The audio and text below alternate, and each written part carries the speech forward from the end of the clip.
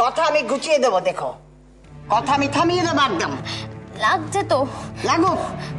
শোনো, আর যদি কোনোদিন এতটুকু বেচাল দেখি তাহলে কিন্তু ঘাট ধরে বার করে দেবো, কথাটা যেন মনে থাকে।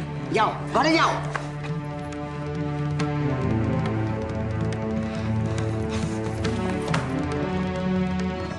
আচ্ছা মেজবু, তোমার কি ভয় ডর কিচ্ছুটি নেই?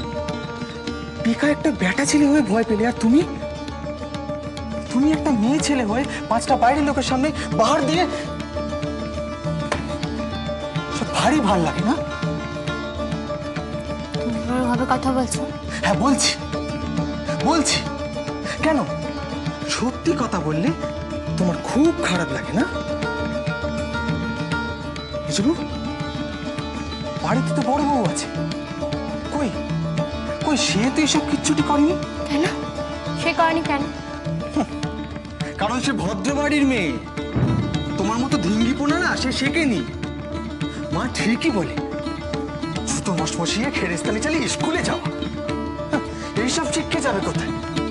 সব শিক্ষের দোষ, রক্তের দোষ। আর একটা বাজে কথা বলবে না।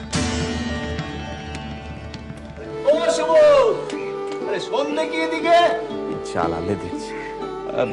বলছি খুড়ো, আজ একটু অফিসে তাড়া আছে, আমি ফেরার সময় বিকেলে কথা বলবো। আরে রাগ দেখিনি তোর তারা, এদিকে আয়।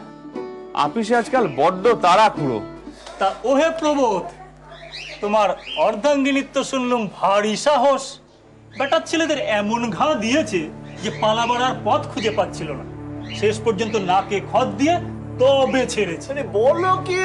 হ্যাঁ, বউ তো নয়, যেন রণচণ্ডী। তবে কি জানো তো ভাইয়া, সাহস ভালো, কিন্তু বেশি সাহস ভালো না। হাজার হোক ঘরের বউ তো, এতে আবার বিপরীত না হয়ে যায়।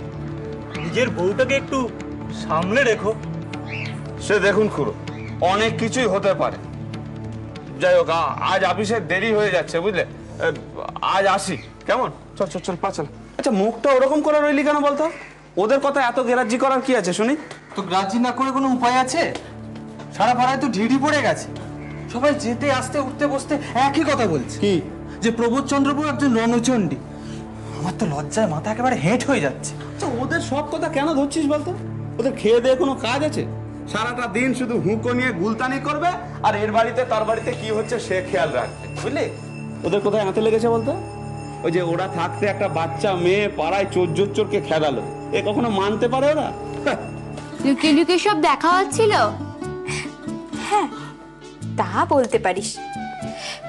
কি করব বল, হঠাৎ এত জোরে করোনার শব্দ হলো, সেই শুনেই তো দেখতে এলুম। তারপর যা দেখলাম, ছোট ঠাকুরপো লোকগুলোর মাঝখানে একেবারে থরহরি কম্প। কি কম্প? কি কম্প বললে? থরহরি কম্প। বাবা, তখন তো তার আপাত মস্তক কাঁপছে। তারপর তুই বেরিয়ে এলি বীরাঙ্গনা হয়ে। তোর কি সাহস রে মেজ, ওই লোকটার দিকে তাকানো তো দূরের কথা, ওই লোকটার সামনে দাঁড়াতেই তো আমার ভয় হাত পা কাঁপবে। কেন? ওটা সেজে এসেছে, সব ঠক গোভণ্ড। সে বাবা যাই হোক, তুই যে হাড় কাঁপানো কাণ্ড করেছিলি না, ওতে কিন্তু যে কারোর প্রাণ পাখি উড়ে যাবে। আচ্ছা দিদি, তোমার বর বললো আর তুমি তোমার মাকে ছেড়ে চলে এলে? আসতে হয় রে।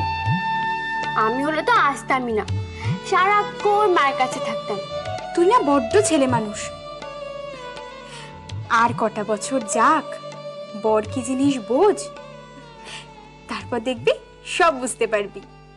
তোমার বর খুব ভালো চায় দিদি, কি সুন্দর কথা বলে। তুই একটু ঝগড়াটা কম কর, দেখবি ঠিক ভাব হয়ে গেছে। তখন তোর সঙ্গেও সুন্দরভাবে কথা বলবে। সুন্দর করে কথা বলছে, পারবেই না বলতে।